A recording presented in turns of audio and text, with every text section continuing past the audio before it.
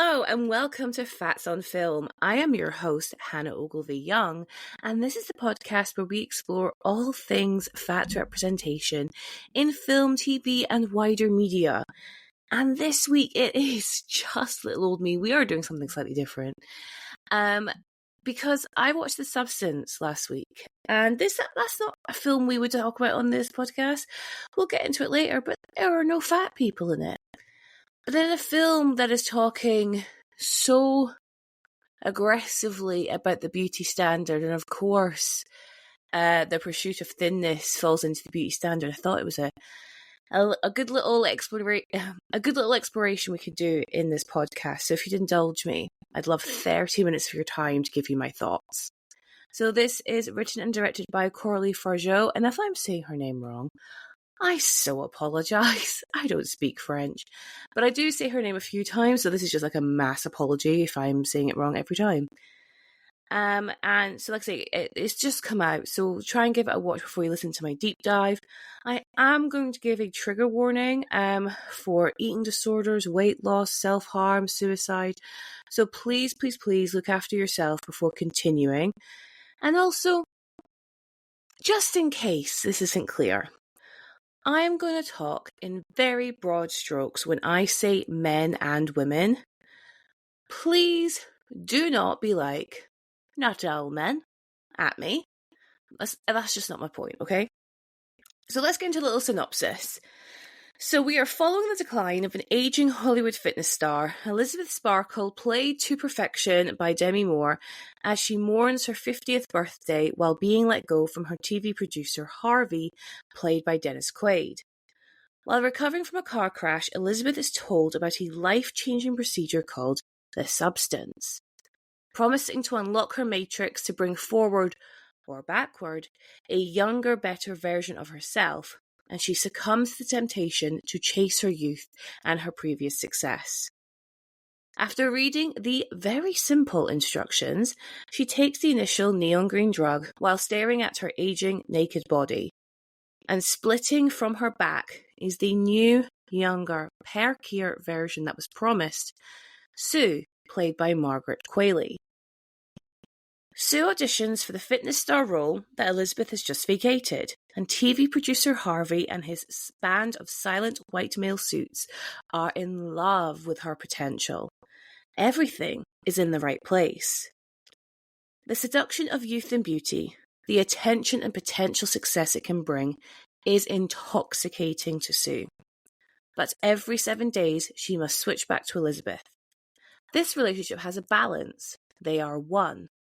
Elisabeth, who is hoping to find renewed success and a zest for her future, comes back to her aging body more disappointed, reminded constantly at her time passing and her looks past their best. She doesn't see there being any point in living her life as Elisabeth and watches the TV until her 7 days have passed. Sue, not wanting to spend any time as Elisabeth, starts to take more than her 7 days, and the adverse effects causing increasing aging for Elisabeth.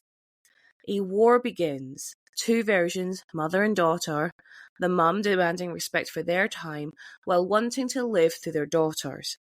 Elisabeth tries to get her own back by binge eating, but never stops going back to Sue. Sue, fed up of this balance of 7 days, I mean, who can do anything in 7 days? And who wants to spend 7 days being their mum? decides to stay. So Sue decides to stay for 3 months, leading up to her hosting the super popular New Year's Eve show. Yay! Obviously, that's like, the creme de la creme of anyone's career, right? The New Year's Eve show, the titleless New Year's Eve show. But when the stabilizing spinal fluid runs out from Elisabeth's lifeless body, the switch must occur. And Elisabeth faces her stolen years that Sue has cost her over the last 12 weeks. Resembling the evil witch from Snow White, she decides to stop the program, wanting to terminate Sue. However, she just cannot let go. Sue's all she has now. And Sue manages to survive while they are both remain conscious. Following a ferocious fight, Sue overcomes Elisabeth and goes to her big New Year's Eve show. But while there, with the death of one half of her, she soon follows with her own body falling apart. Desperate to now become a newer and better version of herself once more, she takes the neon drug. What is born is a monster, an amalgamation of 4 people, a screaming Elisabeth face on the back, a rogue mouth on her chest, and bare breasts not where they should be. Monster Ilisu wears her Cinderella blue gown to the big New Year's Eve show, but terrifies the crowd with her appearance. She runs home, her leg snaps, and she explodes on impact on the pavement. And the screaming Elisabeth face drags herself to her star on the Hollywood Walk of Fame before disintegrating and being cleaned up by a road sweeper. As I experienced this film in a half-packed screening at 1 p.m. on a Saturday, I was overcome with this thought of, oh, we're talking about like the fat experience and the pursuit of thinness while representing 0 fat people. This is not a subtle film at all. It is explicitly talking about the strict Western beauty standard, aging in Hollywood, how this applies to celebrities and trickles down to ordinary women as well. There's commentary on how parents can live vicariously through their children, seeing them as extensions of themselves. But as a fat person, as a survivor of disordered eating, as a former disciple at the altar of diet culture, and now I spend my time warning others not to fall for her lies, this film was screaming to me that this is what living in a fatphobic society does to women. Now, there is a lot of gazing at the female body in this film. Some of it is like the female gaze and mocking the male gaze, as we have just like ludicrously close crotch and booty shots of Sue in her 80s style spandex. We have the plainest of middle-aged casting directors passing comment and judging young women's bodies as not correct. We have TV producer Harvey telling Elisabeth that it is his job to find the newest and hottest young thing as he demolishes a massive prawn cocktail. It's over the top, right? It was clear to me that Fargeat is saying, look at how all these old white men decide what is beautiful. They decide what is hot, decide what is to be admired, decide on what women need to strive for, and if they don't, then they are nothing. These men decide what women will be insecure about. Oh, you have big boobs? Amazing, but they got to be perky. Oh, are they saggy? Then they shouldn't be that big. They should be smaller, but not too small. You don't want the nipples to be out of proportion to the boob. See, what we're looking for is someone with a bum like the Kardashians. So if you want that, here's his workout routine to get it. But make sure when you're like building your bum, you're not gaining any weight around your belly. Remember, you can prevent that by taking these gummies or these flat tummy teas. Is your bum still not getting any bigger? You just need to work harder. Or are you too lazy? Maybe you should just get an operation. Spend your savings on getting the perfect arse, just like the Kardashians, that we at the E! Television Network have said is the peak of the female physique. But if that surgery is bad or doesn't go to plan, then we will just tell you shouldn't have messed with your body to begin with. But that's the beauty standard, right? It's decided in boardrooms thousands of miles away. Someone decides that that actress would look so good with sharper cheekbones. And so that one actress has their buccal fat removed from their face. And then another. And then another. And quickly, loads of actresses have hollow cheeks.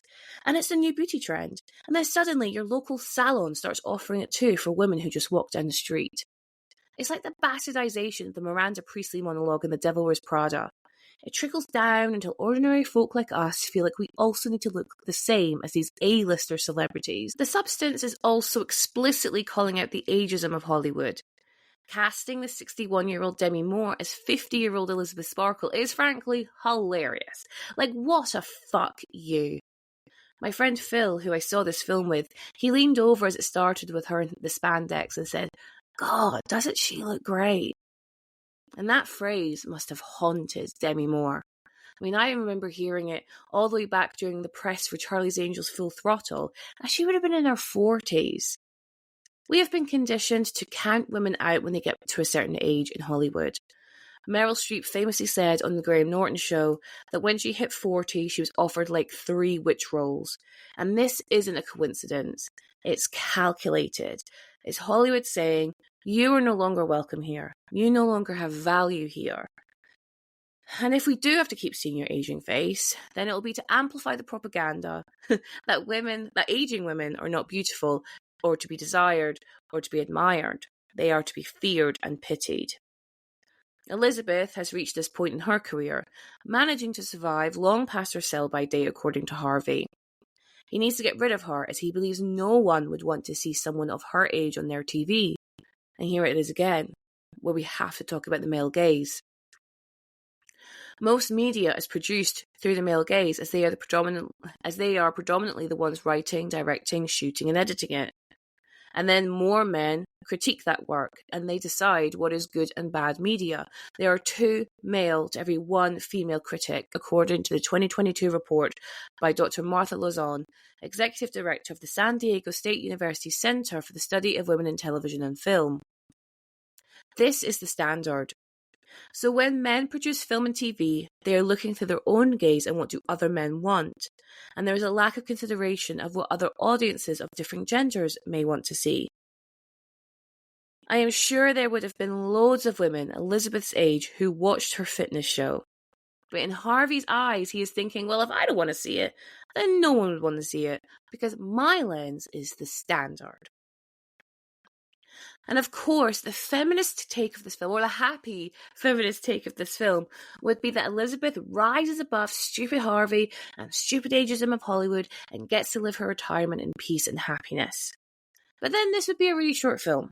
So of course Elisabeth has to try claw back her any success she had, and she believes her peak success came with her youth, so it's the youth she needs back. She needs to change, not the system and prejudice that needs to change. It's notable her way of getting her youth back is via an injection, hello Botox, and as she does this, she is staring at herself in the mirror with sadness. Her boobs are possibly more downturned than they used to be. Her stomach not as taut, her bum not as round, and signs of a body which has lived a life. But signs of a body that has lived a life. Maturing is not sexy in Hollywood, wisdom is not hot. And I was struck by the idea that for a lot of people, like the high majority of us, Demi Moore's physique, she looks great. Like that's how the phrase goes. She looks great for her age. And a lot of women would want her body.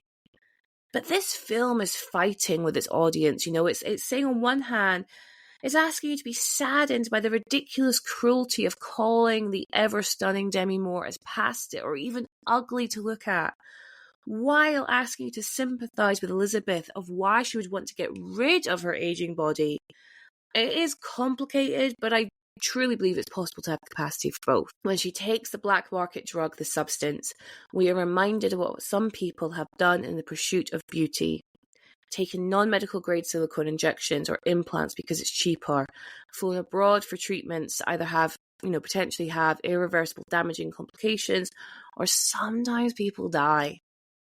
Taking this ominous substance is evidence of Elisabeth's desperation, and one I can totally resonate with. As a fat person, I have been told my whole life that I am less worthy than my thinner counterparts. I don't fit this beauty standard. I have always imagined my life as thinner. I have fantasized about being hit by a car and put into a coma and waking up skinny, or getting some health issue which means I can't eat and I drop 6 dress sizes. I've said to people that when I look in the mirror, I don't see myself because my mental expectation is that I am meant to be thinner. I'm a thinner person waiting to burst out of myself. And just like Elisabeth, she stares at herself in the mirror, critiquing her body, comparing it to one of years past. She also has a younger, thinner version of herself waiting to come out. I've clawed at my body all my life, pulling at it, squeezing it. Imagined taking a knife to my belly to cut off what shouldn't be, but what is. I've paid a ludicrous amount of money on diets. I have paid for a vial of some clear liquid off the internet, like sketchy as fuck. where I then had to drop 3 drops of this clear liquid under my tongue in the promise it would help me not to eat. I have looked into getting surgery to unlock my matrix and produce a thinner, more acceptable version of myself. Every day, I am offered a substance called Ozempic or Mounjaro or Wegovy in my inbox. A substance I would inject into myself to make me a thinner, better me, right? Now, I can absolutely appreciate that the substance injection could be a metaphor for any of the injectables we have normalised in the pursuit of the beauty standard. But to me, this was screaming Ozempic. Look at how Elisabeth believes her life is now over because she is no longer youthful, thin and toned. Now, something I have done in my own life is put off doing things like getting my hair dyed or getting tattoos or travelling until I lost the weight, and I'm using air quotes there, because that is what we're constantly told. True happiness, true success is only to those who are thin.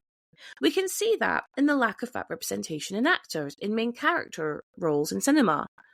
What about love? Well, in the reality shows like Love is Blind or Love Island, there are no larger people. Are they not worthy of love? What about plus size fashion? Just like, how do you want to dress yourself? How do you want to present yourself to the world? Well, there's not many options there either. And then look at like Fashion Week. There's no plus size brands that go and even fewer plus size models on the runway. In the media presented land of success, fat people are not visible. And we are told, well, if you want to wear that certain brand, you just need to lose weight. You want to be successful in dating? Well, you need to be more confident in yourself. Read, lose weight. It is constantly being reinforced. And so when Elisabeth births Sue, that is really her ticket back to success, and her life can live again and move forward again. The switch back that has to happen every 7 days, this reminds Elisabeth of her own hatred of her body. And instead of enjoying 7 days back in her original self, she puts herself in a stasis, counting down those days to be Sue again. Now, she does try to see value in her time, going on a date with an old school friend, someone outside of Hollywood who thinks she is the most stunning woman to ever exist. And she can't leave. She's ashamed of herself, of her age. Remind her, he's also the same age as her because they went to school. But of course, women can't age. She keeps going back to the mirror to try to make herself younger. But makeup can only hide so much. Maybe give you the illusion of youth, but not the youth herself. And even in that, think about how popular contouring has got in makeup, and that's to give yourself a thinner face or the illusion of a thinner face, more chiseled cheekbones, or to hide your double chin and give you a more pronounced jawline. Makeup is a tool, yes, and I fucking love makeup, but it doesn't give you the reality of those things. It's just the illusion. And if you're hoping the makeup is actually going to give you a more chiseled jawline or sharper cheekbones, then that satisfaction will only last so long until you realise it's the illusion and actually you really want the real thing. And then that's when we get into injectables, which, Elisabeth's anger in this scene, when she keeps going back to the mirror, is palpable and understandable. It's genuine. It's one of my favourite scenes of the film. Constantly comparing herself to Sue, and her not deciding not to leave and enjoy her life. I know, because of people who slip into my DMs or comment on social media, that a lot of women have told me that they don't leave their house, or they're scared to leave their house because they're scared of what people may think of them. They want to go on dates, but they're so scared that they might not be expecting someone of their size. So to protect themselves from potential judgment, they just choose to stay home and they miss out on life, So instead, Elisabeth spends her time watching TV and she becomes a couch potato, a phrase we often align to larger, lazier people. Then later, to quell her boredom, she starts eating a lot.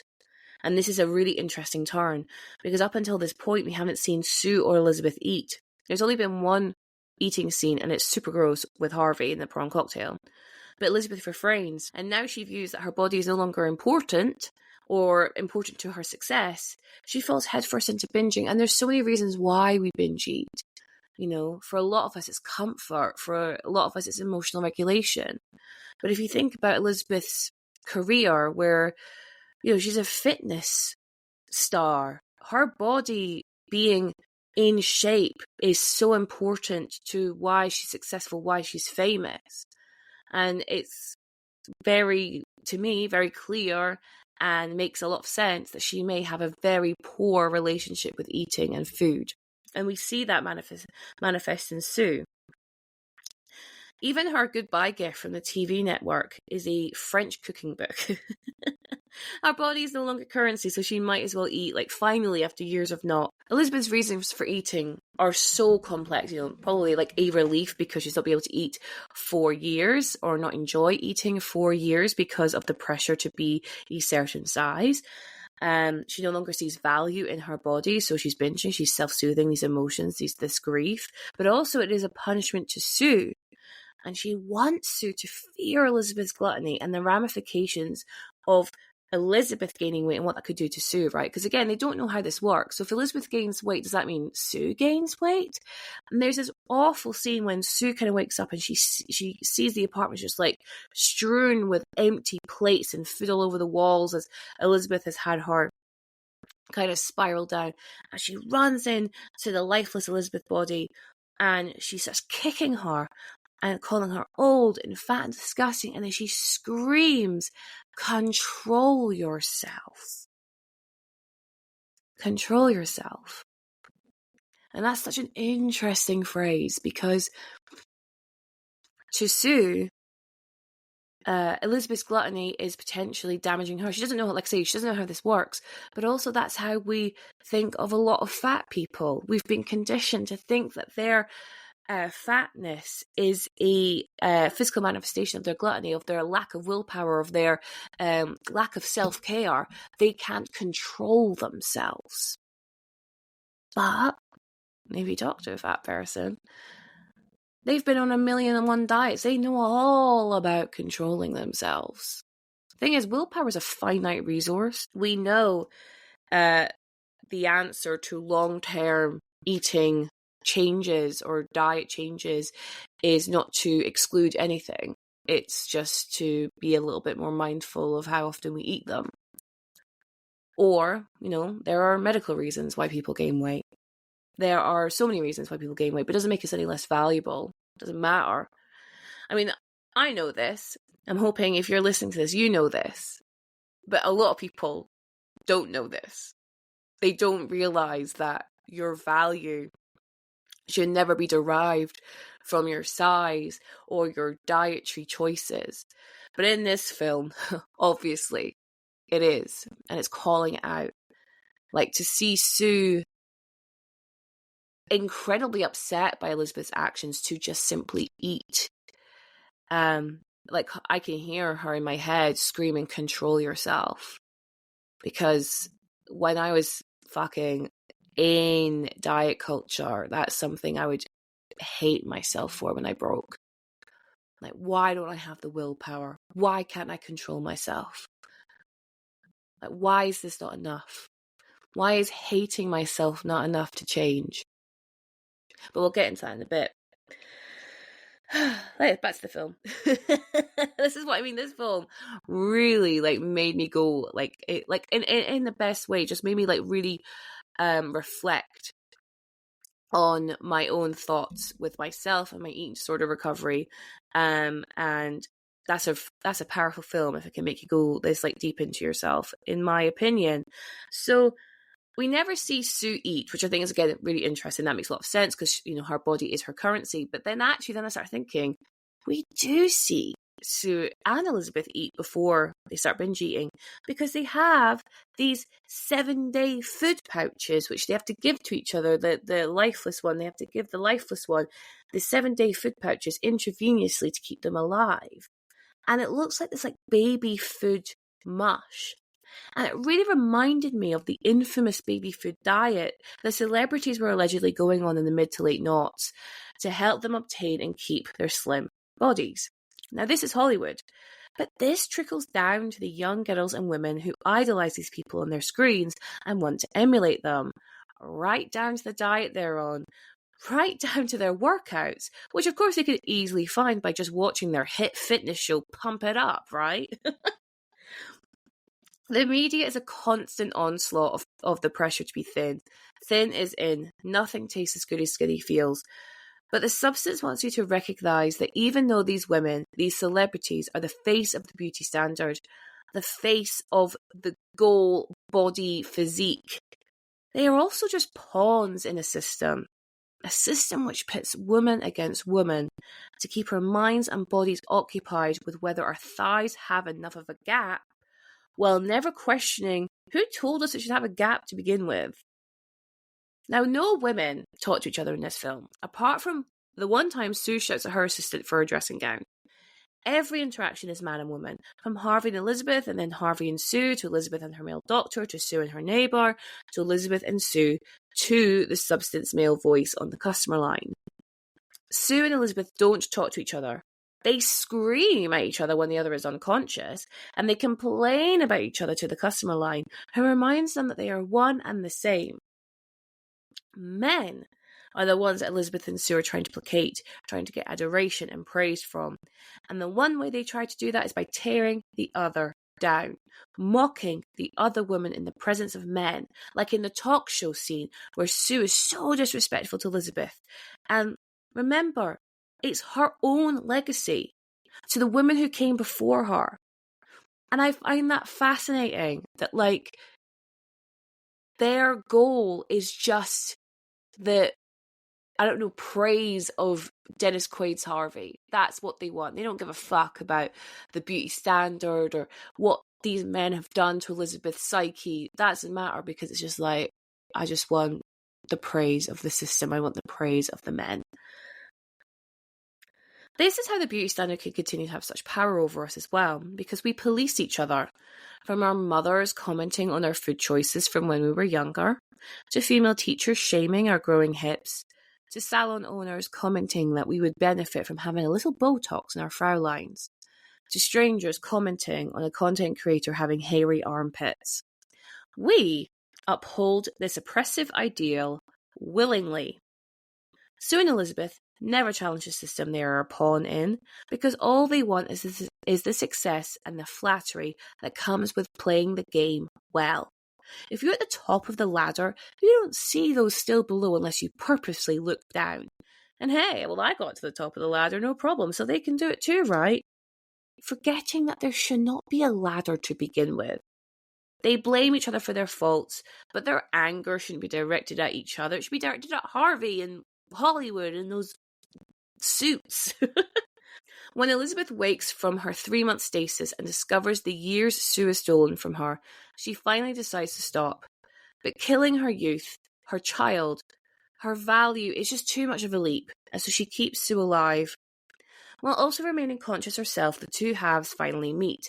Instead of being compassionate and kind to the other, they decide to kill, leading to a brutal fight to the death. Sue betters her ghost of futures to come as she goes to the New Year's Eve show dressed in her Cinderella dress. But the clock strikes midnight and the fantasy starts to fall apart, and teeth falling out and nails being ripped off. She is no longer beautiful, quote unquote. And so obviously the answer is more injections. We need to keep pushing that clock back. And this is where we meet Monstro Elissa Sue. Now, I've heard that a lot of people thought the film would end in the bathroom, and I totally did too. I thought we would get one look at her and boom, black frame. But no, Fargeat keeps going to sit in the uncomfortable, to watch this monster, the result of chasing the beauty perfection down the rabbit hole. Because when is it enough? When are our lips big enough? When is our skin smooth enough? When is our weight low enough? Because when we go too far, then we are considered monsters. We see it all the time. People have gone too far with plastic surgery who become targets of shame and mockery. Or what if we have tried every diet under the sun, got the surgery, taken the drugs, and we are still fat and a size not dissimilar to Monstro's? Monster tries to make herself beautiful by wearing the Cinderella dress, but it rips due to her size and her shape. Now, I have ripped my own fair share of clothes in dressing rooms, so I absolutely related to this. But she keeps trying, right? Wearing jewels, curling her one hair. And of course she realises that she was always beautiful and wears her Elisabeth Sparkle picture. It seems to be a lot easier to be much kinder to her past selves. I have recently seen photos of myself from when I was different weights, and I instantly remembered how I felt about that picture when it was taken and how cruel and nasty I felt about myself. But now, I mean, don't get me wrong, I've done a lot of healing, but now I'm just like, oh, like, why was I so upset? I look fine here. Why are we such dickheads to ourselves in the present?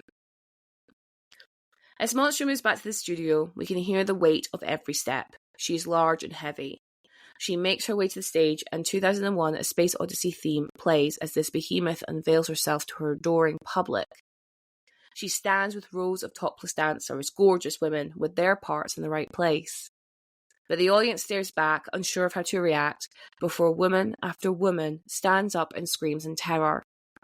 The women scream at their biggest fear: to be ugly, to be considered a monster. And the men, well, they demand that Monstro is shot, beaten and killed. And there it is. When women don't perform the beauty standard, don't hold ourselves to this made-up ideal, then men see no use for us. They demand we conform until we refuse, and then it's, well, you should just kill yourself. I am not exaggerating when I say that. I have been told by a lot of men on social media that I should die for being the size I am. I have been told it would be good for the world if I no longer existed.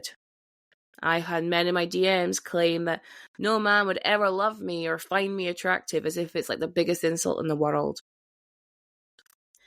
I know a lot of my fellow fat content creators have had very similar experiences. We talk, thank God, or else I would feel like I was the only one, you know? I have had men mock me in the streets with their young son's hand in theirs.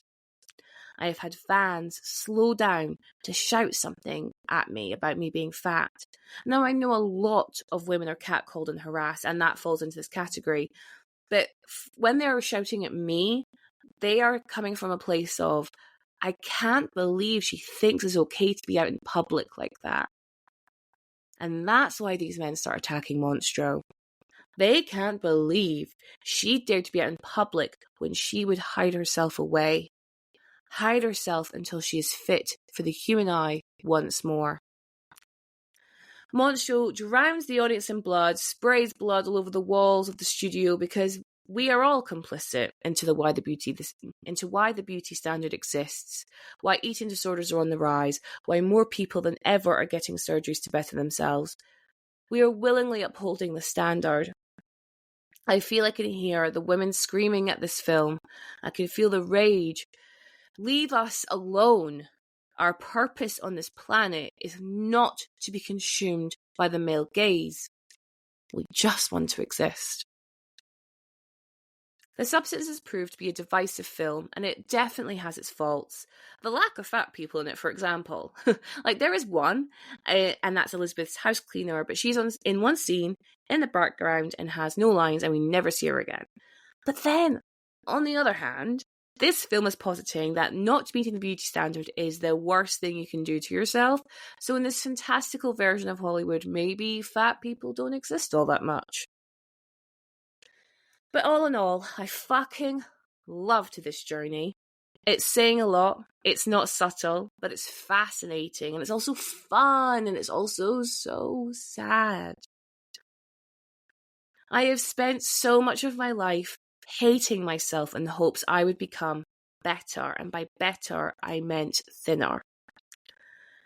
Recovering from my eating disorder for me meant I had to learn to love myself with no caveats and forgive that my behaviour was not a personality flaw. I had been raised to hate myself by the media I consumed, and then that was reinforced by the people around me who also consumed that same media. This substance reminds us that there is no Elisabeth and Sue, they are one. And that's the same for all of us. There is no past self or future self. We are one, we are the same. And all stages of us deserve love and kindness. Thank you so much for indulging me in this little deep dive. I know it's slightly different to what I would usually do, but this film meant so much to me, and I always try to be vulnerable and transparent, especially with my own struggles, because one of the reasons why I think I struggled so much was because I thought I was the only one feeling these thoughts. So if I could be vulnerable and transparent and honest with you, and this resonates with you, then maybe you won't feel less alone. And you've unfortunately, this film really highlights this for me. Like, this is so fucking common to feel like this. It's so common, and the more we talk about it, the more we highlight it, the more we show it for how ridiculous it is, maybe the less power it holds over us. I fucking love this film, and yeah, I'm just happy I got to see it, and I'm happy I got to experience it, and I'm really happy I got to feel all these feelings, because they need to come out. That's one of the reasons why I binge it, because I just didn't feel how I felt, and so I have to practice what I preach. I have to feel my feelings, and that's what I've done. So, you can follow me at Queen Bee Says on TikTok, Twitter, and Instagram, and you can follow the podcast at Fats on Film on Twitter and Instagram. Thank you so much for listening, everyone, and I will catch you at the next one. And remember to stay fat. Bye.